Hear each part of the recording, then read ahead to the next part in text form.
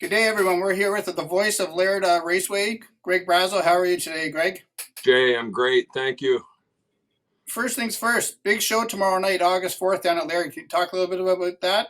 Yeah, it's exciting. We were rained out last Thursday, so for a couple of weeks, the guys have been, and girls, have been ramped up and ready to go, and there's some extra money on the line, extra laps. Going to be a good night out there. And for racing in Northern Ontario, the crowds and the car count's been great, don't you think? Oh, it's been unbelievable. We've had crowds both nights that we've raced out at LIR of over 2,000, getting close to that 3,000 fan number. That's pretty big numbers. That's almost Sioux Greyhound numbers. So the track is very proud of it. All the workers have put in a lot of work. So we're hoping another big crowd and a great show again tomorrow. One person we don't really talk about a lot is Donnie Varco Jr., right? You know, you really don't. He's behind the scenes, but the effort that he's put in to get this ball rolling for the race season to reopen Laird, since it hadn't been since pre-COVID, has just been unbelievable. Couldn't imagine the money that's went into the facility out at the Laird Fairgrounds. Quite a few new bleachers, and we all know the price of wood.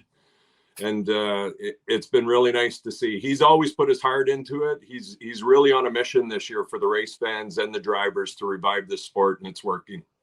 And again, you do go down into Michigan with Onaway or Northern. And what's special about Laird, do you think, here being in Northern Ontario? You know, I think for myself and for the locals, it's home. We get to see some of the locals race that we watch down in Michigan and have for the past few years. The speed of Laird it really catches your eye. It takes your breath away a lot of times. You know, the super late models, the mods, they're reaching speeds anywhere from 90 to 100 on the straightaways, which when you're sitting right there, for the people that haven't been to Laird, the catch fence is right directly in front of the grandstand, so you really get that huge feel of speed, which it's exciting. It makes it that much more exciting. And again, like you say, for other tracks that you do go to, being right, like you say, 15 feet, if that, away from those cars is a rush, isn't it? Oh, it sure is. You know, you feel the wind, you can smell the tires, the fuel. It's a totally different atmosphere when you're at a racetrack like that. Most of the new ones aren't built like that. They have a lot of room between the racetrack and the grandstand. So Laird being now in like its 23rd year is one of those tracks that you really want to savor forever. It's a great night of entertainment. And if you want to feel the speed, Laird is that place where you'll be able to do it. And just touching base on some of the divisions, first super late models, you said 23 years for Laird, and the 22-year-old Dustin Jackson's leading that ahead of Ron Rayner and Rob Heima. Talk a little bit what you think about super lates. Well, they're my favorite division. They always have been. The super late models have been there since day one. And if you look down the list of the drivers, Jay, we've got one that was there originally, and that of Robert Heima. So Robert, a former champ. The rest are all new. Like you said, Dustin Jackson, he was not even born when we opened up Laird how many years ago? In 2000 or 99. I think 2000 was my first year there. And yeah, Dustin just come out of nowhere about 10 years after that. But there's so many other great late model drivers that have come through the wickets there. You know, you think back to the original years, you had Terry McClellan and Rick Leonards, the McLeods, Seabrooks. You had so many, plus the guys that came from elsewhere to race Laird. And it's quite a place. This year we've got Dustin Jackson pretty much dominating the first 2 weeks there, but he's a special talent, and he's got a lot of competition there every night. We've got some newcomers, Jay McCoy and a couple others.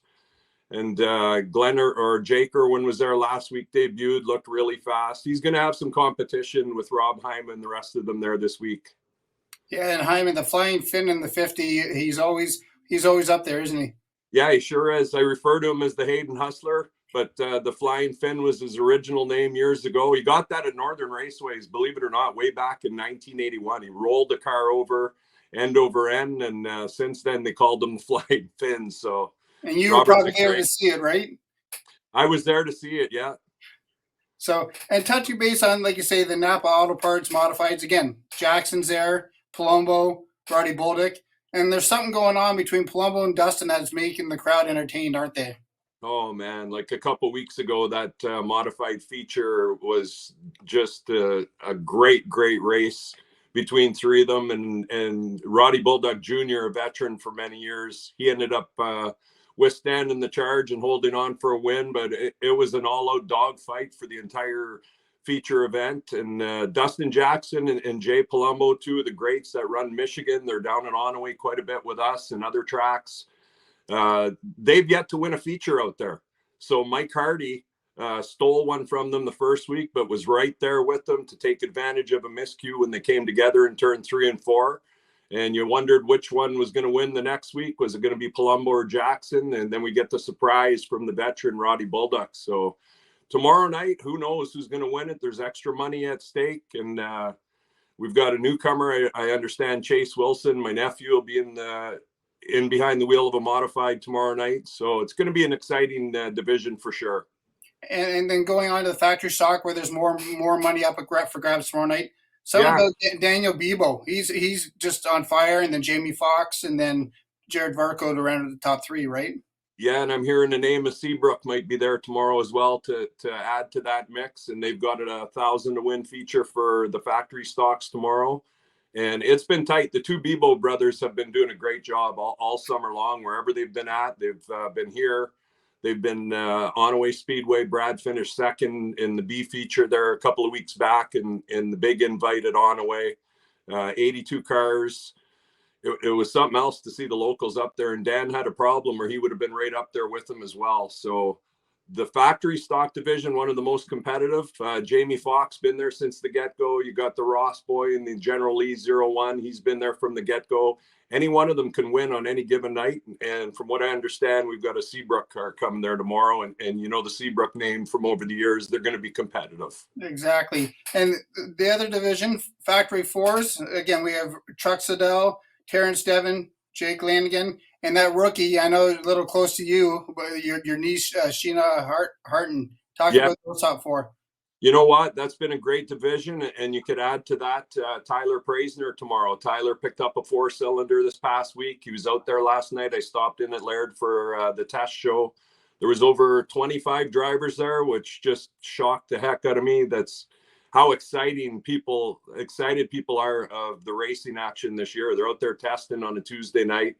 And the 4-cylinders have been great. We watched Anthony Manarino win last week, or a couple of weeks back, the last time we raced at LIR. He edged out Shanna Harton. Shanna's a rookie driver. Anthony come out of a late model in week 1 into the 4-cylinders to win on week 2. And Chuck Siddell, after all the years he spent driving in the 4-cylinder in their division, to pick up a win in week 1, that was pretty special to see for myself. He's a great young man. Watched him out there since he was a young kid, and it's just nice to see everybody back in action.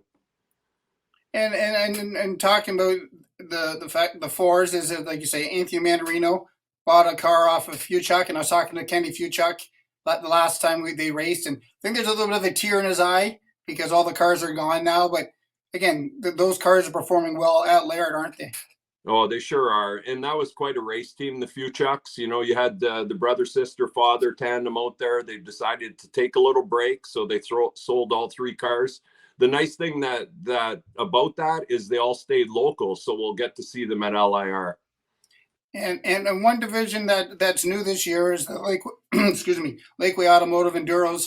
And I was standing up top the first week after the Enduro, and people were waiting for cautions to come, and no cautions were coming, and people were just entertained that there's bumpers all over. And again, you got Tyler Praisner, who was there, Dale Tucker, Logan Lavoie. There's names can go on and on, but very entertaining division too, right? You know, it sure is. It was nice to see Dale Tucker get involved. Dale won it a couple of weeks back, and Tyler Praisner won it week 1. And Tyler now will do double duty tomorrow night. He'll be in the Enduro cars. Dale Tucker also bought a 4-cylinder, so he'll be in the 4-cylinder division tomorrow night, coming off a big last weekend, from what I understand. At Kinross. At Kinross. So, you know, it's great to see the new blood. As far as Praisner, very happy. They're relatives of mine as well. Walter and his wife Anne Marie had quite a thing for many years as car owners. Walter being a driver back in the 60s and still involved. Jerry Artuso, many wins here and in Florida and throughout the States with Walter being a car owner. And to see the grandson, who is Jay Praisner's son, come back and race with us, it's pretty special. And that's exactly, and going back to, it's nice to have local racing, because if you go Ontario, we're looking 6 to 7 hours in Ontario, and then now with everything with the border, it's hard to get across for some people. So it's nice to have racing in Northern Ontario. Oh, it really is. And hopefully we'll have some of them Southern Ontario drivers coming up at the end of the year. We've got a big show for the super late models and quite a few of the stars that run down Sunset Speedway, Flamborough, all those Southern Ontario tracks like Delaware and that. They're supposed to be here and they should put on a heck of a show. And I guarantee you they'll love coming to Laird Raceway. When we brought the sprint cars here years ago, there were 20 some of the best in the business. They come here and they were all teeth. They set a world record, made us the fastest third mile in the world. Kevin Newton out of Terre Haute, Indiana. But the overall thing when we get the outsiders coming here is they love the track. It's a speed palace. It's different than your normal oval. It's a D oval on the back, so they're steady turning. It's an exciting place to be as a driver and as a fan like us. Now, do you think that super late weekend, do you think we can get Jordan Sims into a car? Jordan, unfortunately, doesn't have a super late model here. We'd love to have him here. Maybe that's something in the works for next year or the year down the road. But Jordan's been running the United Late Model Series in Southern Ontario, and it's a part-time schedule this year. He's got a baby on the way that's coming early September. So nothing rushed for my nephew this year, but he's having a great year down there and looking forward to a couple of weeks down at Sunset with him. And when we say niece and nephew, how many in racing, Greg? You know what? Right now we've got Jordan. He's been an 18-year veteran. We started him when he was 13 out at Laird Raceway. That was nobody had ever done that before. And Jordan and actually Jake Irwin were two that started that same year. They were 13 years old. When Jordan turned 14, he went into a modified and became the champion at Laird for 2 years. And then he's been on quite a tour. He's had some great opportunities in the racing world. He's ran ASA, he's ran the CRA, and now with the Ontario series. He loves what he's doing. It's nothing real serious about trying to make it anywhere or anything. He just enjoys running against some of the best in the business. And then my niece, Shanna Hart, and that's my sister Allie's youngest or only child, but we put her into a mini wedge about 5 years ago. And she ran a couple of years in the mini wedge, and then COVID had her shut down. We've had a 4-cylinder Ford Mustang for her sitting in the garage for the past couple of years. And she's a dandy. She's a fierce competitor, maybe a little more fierce than Jordan was at that age. And she learns every time she gets on the track out there. So we're proud of her. And then she set a record in Northern, didn't she? Yeah, she did. She set a new track record at Northern Michigan Speedway, and that's a track that was built in 1970, paved in 1981. So that's quite an accomplishment. She's won a heat down there. She's finished second in one of the features, and she finished third last Saturday night down there after second in a heat and second in qualifying. So it's a learning experience. And she's just a great student. And then, of course, my other nephew is Chase, and that's my wife's brother's son. Of course, everyone knows George, and we've seen George behind the wheel there a couple of weeks ago at Laird, which was pretty cool. He's one of the greatest all time in a super late model in a race car. You know, I'd have to rate him right up there with some of the best. Ed Powley in the modified era, my dad, Hubie Brazeau in the super late model area. You know, he was right up there, and Chase, he's quite a little runner. They struggled with the super late model and had some engine problems. He's been behind the wheel of a modified now for a couple of years, and looking forward to watching the kid go tomorrow night. So are we going to see George behind that 88 again? You know, I wonder about that. That was a surprise to me that he got behind the wheel, and sure a treat for everybody that was in the grandstand. The Steel City Outlaw, right? He's the Steel City Outlaw for sure. Yeah. So we'll see if he's back behind the wheel tomorrow night. And I know we're talking about Laird and tomorrow night's August 4th show, but talk a little bit about your dad and how you got into racing. We'll do that a little. Well, I was born on a race day out at on a Sunday when they were racing out of Hayden Speedway, and my dad Hubie was one of the big drivers back then. And if you go back into the '60s, you had quite a few greats running the open wheel modifieds, almost like the sprint car look back then on dirt and asphalt. But so I grew up around it. We got into the late models in the mid '70s, and been around racing since. And in 1984, I got my start as a racetrack announcer, or I probably would have been behind one of the wheels of these race cars and spending a pile of money myself. But fell in love with being the track announcer, and since then it's been quite a ride. I've been all over the place doing it. Made so many great friends from the States and Canada, and I've announced with some of the greats and Hall of Famers, and it's been fun, Jay. I wouldn't trade it for anything. And Laird, we've talked almost every division about young people, and going back to Donnie Varco, he's given these young kids, Dustin Jackson, for an example, at 10 years old, but starting them young, and now they're looking how well they're doing at the track of Laird and other raceways, right? Yeah, I think that era changed. Like in the early 2000s, we seen a shift from that veteran driver that's like 50 years old that you're never going to beat. Just the experience was so great for them that they were overwhelming to a lot of the young drivers. And since then, I think we've seen a whole shift that now we're realizing that these kids come off these computer games and the racing online and whatnot, and they can get behind a wheel that's set up by guys that have been in the sport for 20, 30, 40 years, and they go fast right out of the box. And we're seeing that with all our kids, and we're seeing that with all the kids out at Laird and Onaway and wherever I've gone.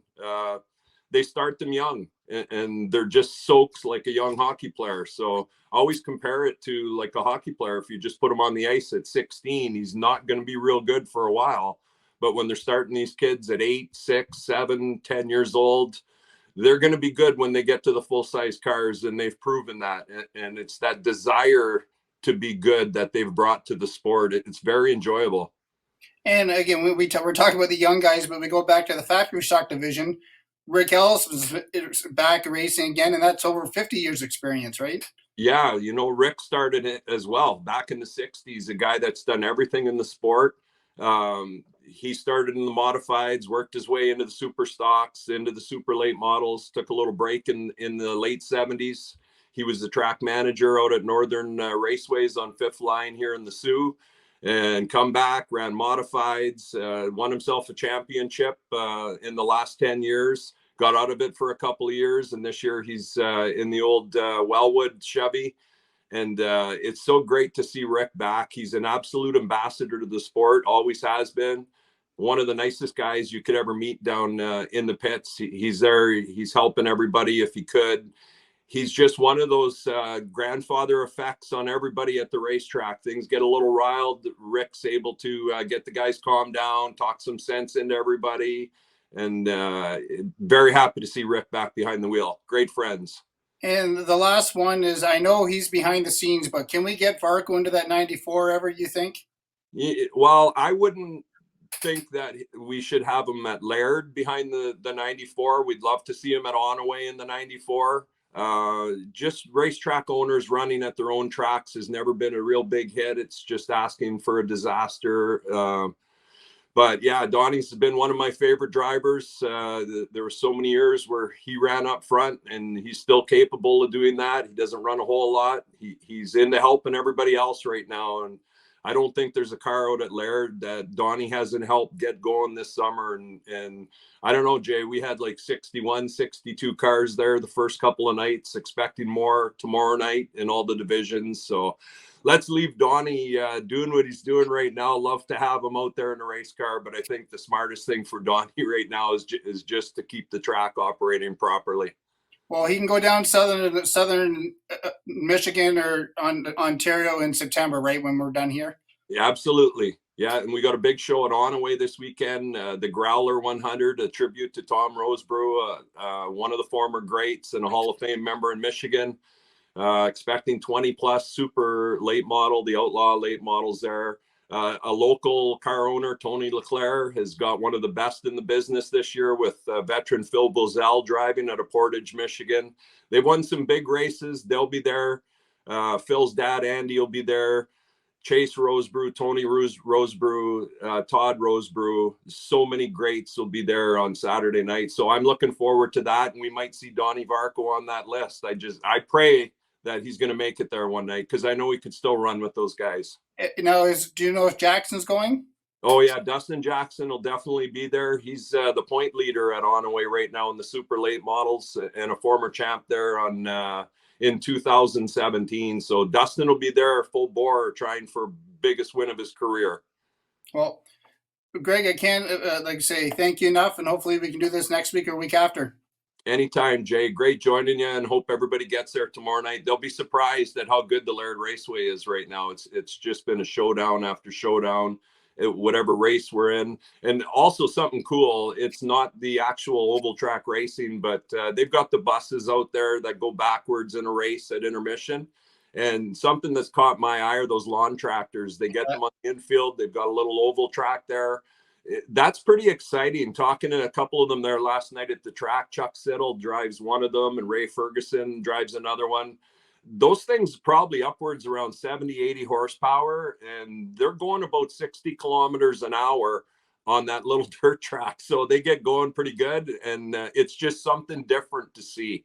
So looking forward to Thursday Night Thunder at Laird for sure, Jay. Oh, and in the lawnmowers, we have to let people know it's not the lawnmowers you're cutting your lawn with, right? No, not the lawnmowers you're cutting. They kind of look like them, although they're slung right down low, and no cutters on them. They're built up to go fast with speed, and they sure do that. So we're just blessed to have them in this area, and we've had around 10 of them out each and every Thursday, and it's just a quick race, but it adds to the night. It gives a little excitement to the fans, and then we go feature racing. So looking forward to tomorrow for sure. Now, who do we have? You and Lou, or you and Oval? Lou, unfortunately, he's fortunately for him, he's on a beautiful trip there with his wife this week. So my partner from the Automotive Speedway will be there, Oval Revving. Always exciting to have Oval here. He's one of the best in the business. He sure adds a lot to the program. We're two total opposites. I'm more the serious guy out there, and he's more the joker, but together we're quite a team that we're both pretty proud of, and we both have a strong following, and I'm happy to have him come up here tomorrow. And I was talking to him during the first race of the year, and he was up here, and that's the first time he ever been to Laird, and the word he used was amazed. Yeah, he was, and like we had talked about earlier, Jay, it's that racetrack right on the catch fence that's 20 feet from the grandstand. You for the first time, for a lot of people, get to really feel how fast 100-mile-an-hour is when cars are going side by side, and you can't beat the excitement of Laird, and he felt that for the first time. And we come back to announce with us a couple of weeks back. You could hear the excitement in his voice. It's the place to be, and for a Thursday night, it doesn't ruin anyone's weekends. They can still go camping. They can still go to other tracks like we do on the weekends. So get your butts in the seats to the Laird Raceway Thursday night. Well, thank you, Greg. Thank you, Jay. No problem. Looking forward to seeing you out there.